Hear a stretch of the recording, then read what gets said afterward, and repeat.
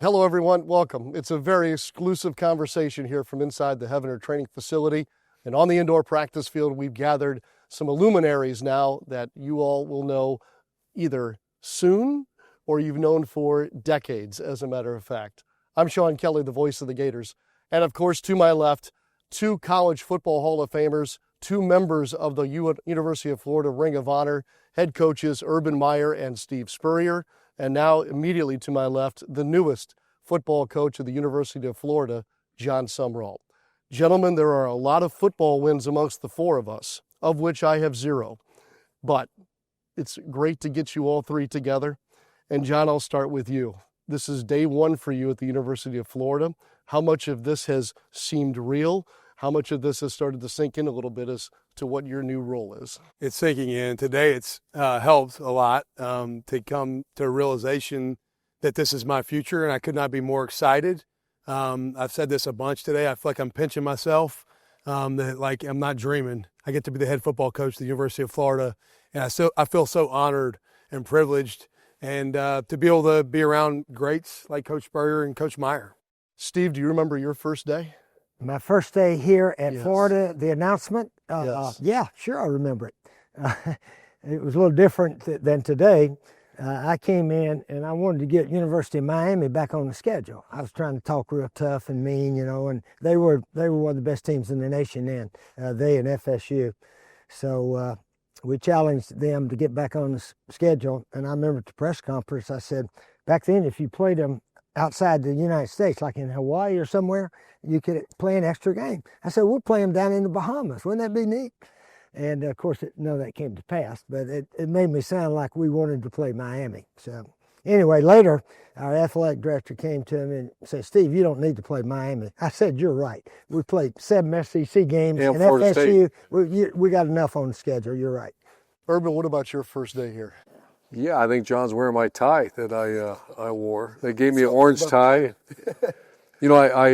I think the story is well documented back then is that, I coached up north my entire career, and Coach Spurrier had the fun and gun, and everybody wanted to be the coach at Florida when Steve Spurrier was here. And so I remember I was recruiting, and I was in Lake City on my way to Tampa, and I saw that it said Gainesville, the swamp, the next 3 exits. I pulled off. Walked in because it's open. You can walk right out, stand on the 50-yard line. They called Shelly, and I said, you will not believe where I'm at. She said, where? And I said, the swamp, where Steve Spurrier coached. He was still coaching at the time. But that was my first time ever here. And a little bit like Jon, it was almost you pinch yourself. This is, if not the best job in the country, it's certainly one of the top 2 or 3. No doubt. Both of you were involved in the search for the next head football coach at the University of Florida. Jon, it had to be a little bit of a power play or a flex on Florida's part to have 2 Hall of Famers trying to convince you that you should be the next. How did that feel, or what were those conversations like? Well, you get a phone call from Coach Meyer or Coach Spurrier as a football coach. You're not talking to God, but like you're getting pretty close. And so for me, I got off the phone and I immediately called my wife, the first conversation I had with Coach Meyer. And I said, I just talked to Urban Meyer. I'm like, I've come a long way. And so it's surreal. It is. And to be able to, sit in the chair and maybe have the role that they've once held, man, it is special to me. Gentlemen, what did you want Jon to know about this place, about this job? It's unique, and both of you have also been head coaches at other institutions. There's something about Florida. And sometimes that's a challenging thing, and sometimes that's obviously a great resource. What did you want him to know about what he's about to start to do? I kind of went down the checklist. I think whenever you're looking, Coach Spurrier, myself, and now Coach Sumrall's been there, where you start getting people calling you about this and this, and then you start checking things off. Most importantly, is there a talent base within reach? Because at the end of the day, you can be Newt Rockne if you don't have good players. And plus, you shouldn't have to go far. When I've worked at some places, you have to go across the country to get players. That's really hard. It's taxing on you because you're in a plane all the time, and plus it's hard for those families to come show up. So number one, players within a 3-hour radius, check. Now they have the best facilities in the country, check. Elite academics, which I know people don't talk about that much anymore. I think that's still critical because you want to be surrounded by elite, everything you do. And then I really like Scott Strickland. You know, I've gotten to know him well over the last year. He wants to win. He can win. Look at our basketball program, lifted the trophy, and he wanted to win in a worse way. And so I shared that with Coach Sumrall, and you check all the boxes, and I think he agreed. Mm-hmm. John, this is a family, and I've learned this over the last couple of years, and family has leaders, and we see both of these gentlemen here as leaders of our family in a lot of ways, and especially, and of course, in the sport of football. What did you want to hear from them? What did you need to hear or learn about them as an extension of us as Gators? Yeah, the fan base is passionate, and they want to win.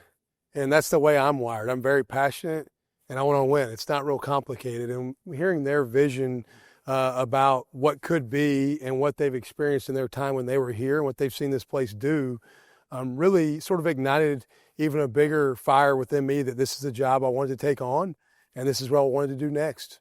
How do you use them as a resource at this point? You mentioned that during your introductory press conference that, what did you say, phone a friend? Yeah. Yeah, two pretty good phone calls here. Well, they might have done the wrong thing by giving me their numbers and calling me because I'm going to reach out. And I feel very grateful that they've both extended whatever you need. When we can help, how can we help? That means the world to me because when you have two guys like this that have done it at the highest level at this place, man, how cool is that to be able to have them at your disposal and at your access to maybe pick their brain about things that we should do to help elevate our brand and get our football program where we want it to be. This is different now. You're coaching in this era. Coach, your era overlapped. What's different about coaching football at this level then as opposed to now? And I'll let all three of you try and help me figure that out. I don't think there's anything that much different. You got 11 guys. You're going to try to teach them how to play the game the very best you can, tough and smart and all these things. And then you try to play better than the other guy. And the coaches and the players and everybody involved, you know, you try to do it the whole game and you win.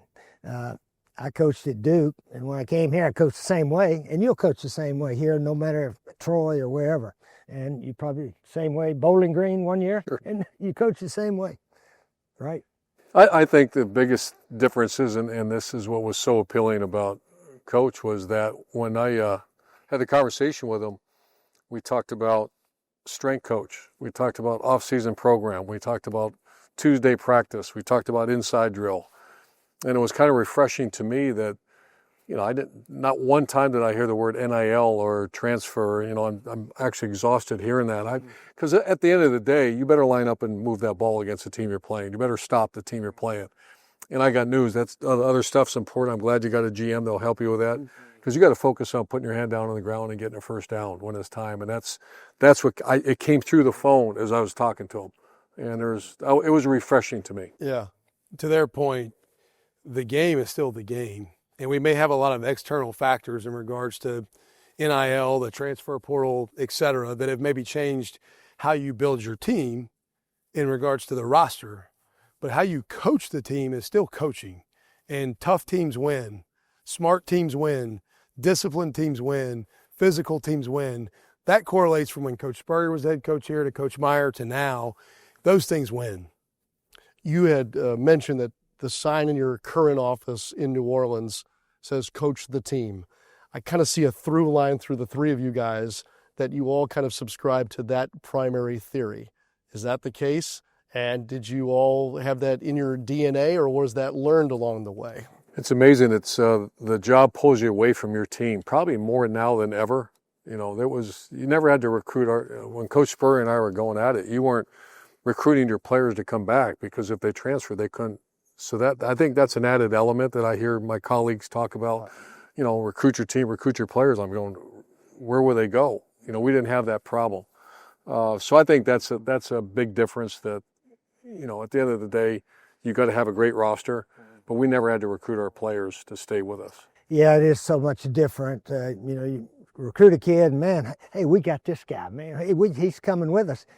You got him for 4 years. Now you may have him 1 year. So transfer portal and all that, it's different. We didn't have to mess with it. You will deal with it all the time. And I guess you do the best you can. That's all you can do, and try to give the right money to the right guys. But that's involved also, yeah. Urban Meyer and I just had a conversation a couple of weeks ago. He is about to be inducted into the College Football Hall of Fame. Urban, you talked about the power of a staff and how important your coordinators and assistants and support staff was during your career. Coach Spurrier, we've talked about that for you on a number of different occasions at your different stops throughout the journey. Jon, this is going to be a big question for you coming up. What are you looking to do with regard to coordinators and staff, and what advice could they perhaps help you with along the way? Yeah, well, Coach Meyer and I have talked about it, and I think there's such an important component to recognizing where you are, and each place is different. And so the staff I was able to build at Troy and the staff I've been able to build at Tulane, you're able to put a different type of staff together at a place like the University of Florida. And your job is to do the best you can for the place you're at. And so for me, it always starts when I walk into a new program that I'm taking on with who's here, who may fit, who should be considered to still be a part of what we're going to do moving forward. Then you have to add pieces, and some of those pieces may be guys I've got relationships with. Some may be people that I don't know as well that can help us be the best we can be for the University of Florida. And it's about putting together the absolute best staff we can to serve, develop, and coach our football team. Anything to add? Yeah, when I got hired at Florida, my dream was to put together the all-star staff, because at Utah I couldn't hire them, and so in my assistant coaching career, I'd come across a great recruiter, a great coach. I'd work with someone at Notre Dame, and then I had them all set. And I said, you're going to get a phone call, and I can't tell you where it's going to be because I didn't want people to know where I was going. And the good thing about Florida, they want to be here. And you can hire the best coaching staff in America, and you should have the best coaching staff in America right here. Mm-hmm. The problem is, Jon, is when you start winning, they leave and become head coaches, and that's exhausting. Yeah. Mm-hmm. That can be exhausting, but it speaks to the legacy, right? Like we hear about coaching trees. The two of you have coaching trees. There are Urban Meyer guys. There are Steve Spurrier guys. You come off of a particular tree yourself, and now you're finding, after having been a head coach now, that your former assistants, there'll be a Jon Sumrall tree at some point. That legacy is it top of mind when you're putting together a staff like this? Because, like you said, Urban, you can hire the best guys, but you have to know that you can only have them for so long if they're the type of guy you want. Yeah, you're looking to, I think, put great people in place that are wired right. They're going to thrive in this environment. And if they thrive in this environment, they are going to have opportunities to move on.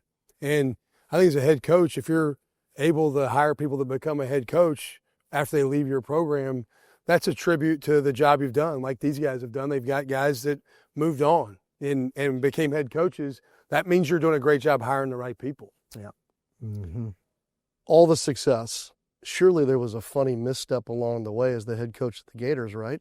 It's lots of missteps.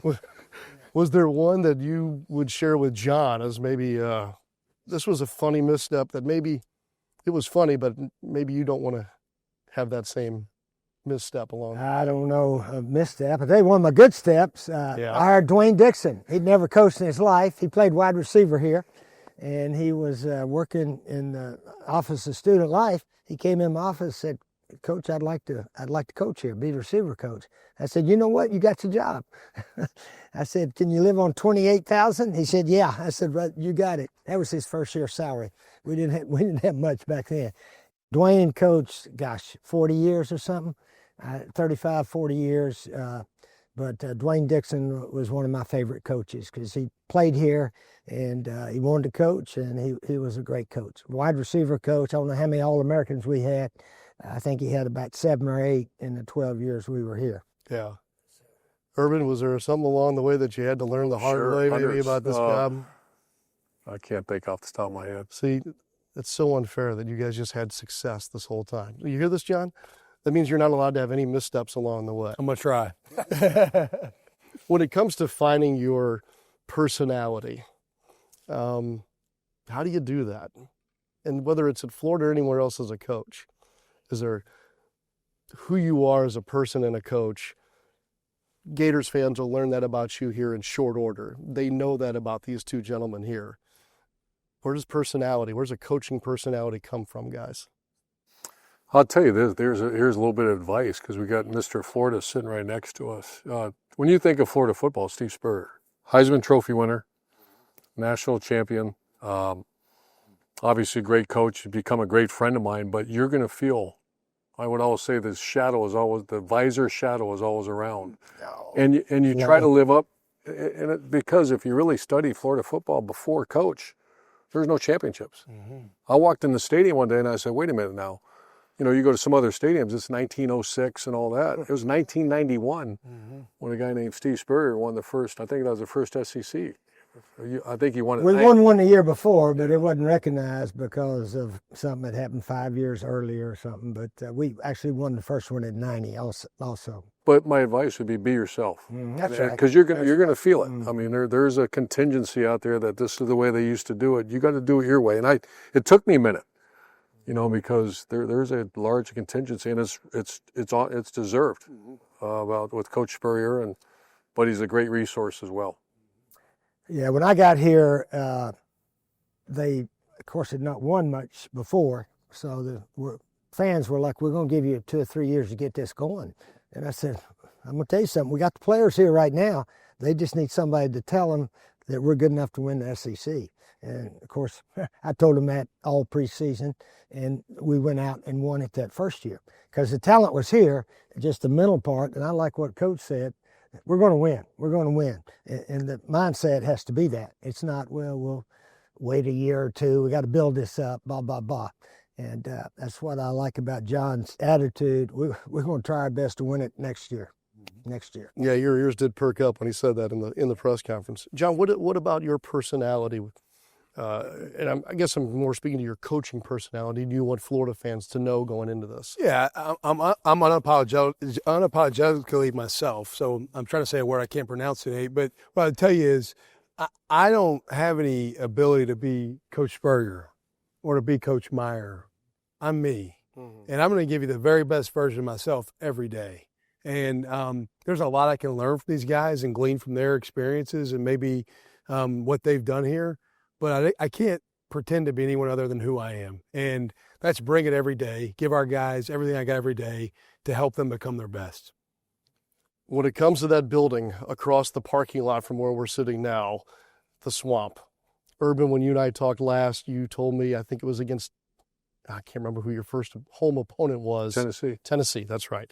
First SEC. Wyoming was the first home game, but that was nothing compared to when you see an SEC team on the other side. Correct. And you vividly recalled the moment that you came out of the South Tunnel and got settled on the sideline.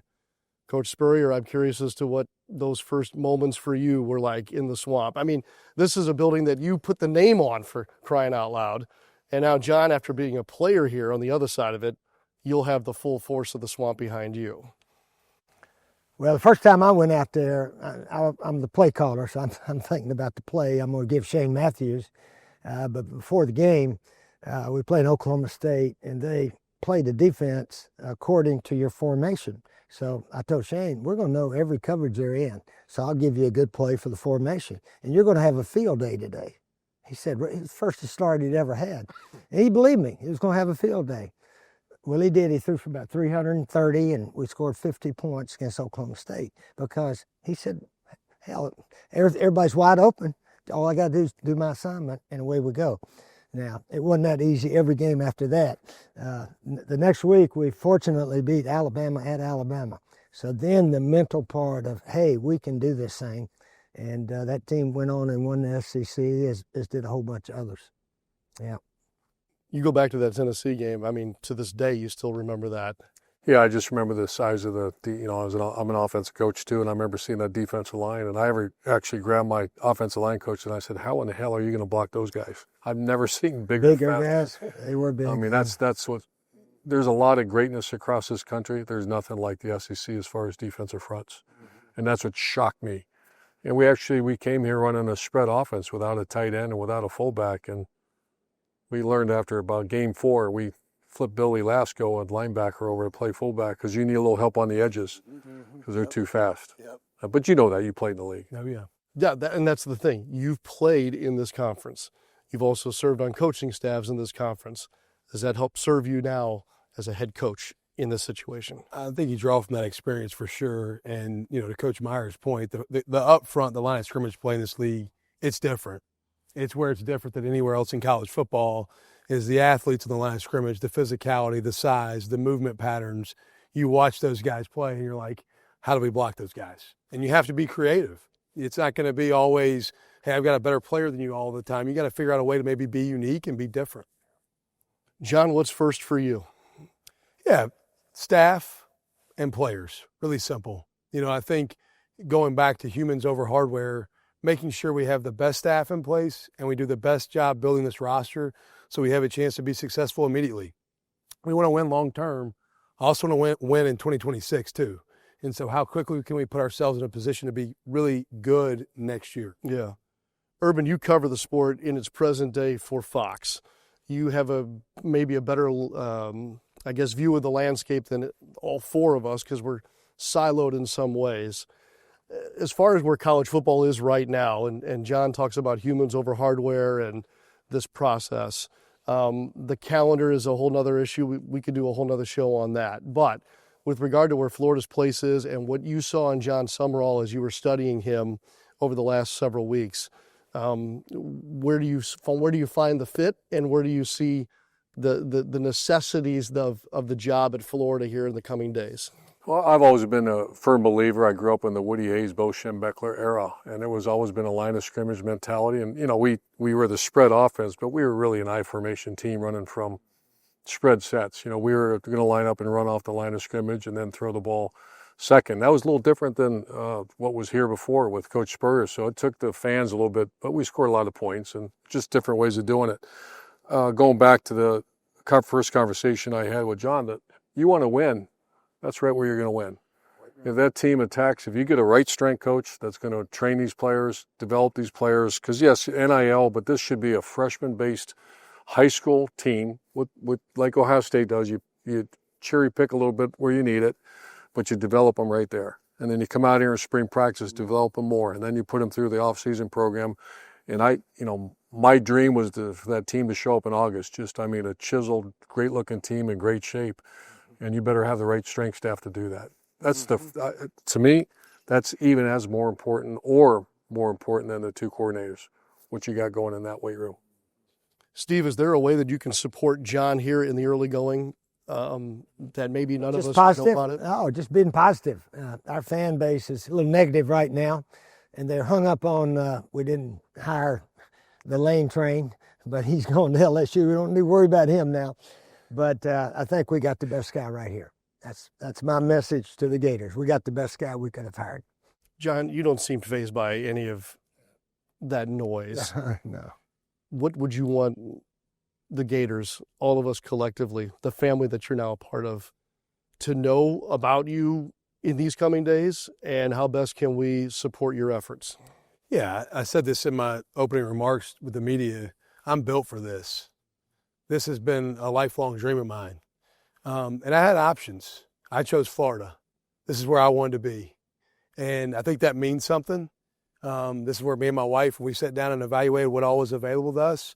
Florida kept getting our attention because this is where we felt like we wanted to make home and build the championship program. And so I'd say that. And I'd also say it takes all of us to be successful. It's hard to win football games. It's not easy. And we need everybody on the same page, pulling the same direction. And I'm a Florida Gator, and I can't wait to partner with everybody. We are glad you're a Florida Gator, too. And I wish I had about 3 more hours. Sean, let me say a Yes, word. sir. I want to give a compliment and a shout-out to Scott Strickland. He could have gone a bunch of places. We found that out later, and they had to act quickly. And Scott did, over the last 3 or 4 days, a lot of stuff's going on all over the SEC. And Scott and his team got on the ball and got him with us, right? That's right. That's the way it happened. Right. Especially after Marion and Auburn growl. Yeah. I was wondering if that would come out. Just did. Just did. I think we won here today, boys. Yeah, we won. Next time we visit, I'm just going to get a big dry erase board and let you all just start carving up plays. That'd be more fun. That'd be a great conversation. Yeah. Urban Meyer, Steve Spurrier, Jon Sumrall. Thank you, gentlemen, very much. Go Gators. Go Gators. Go Gators. Sean.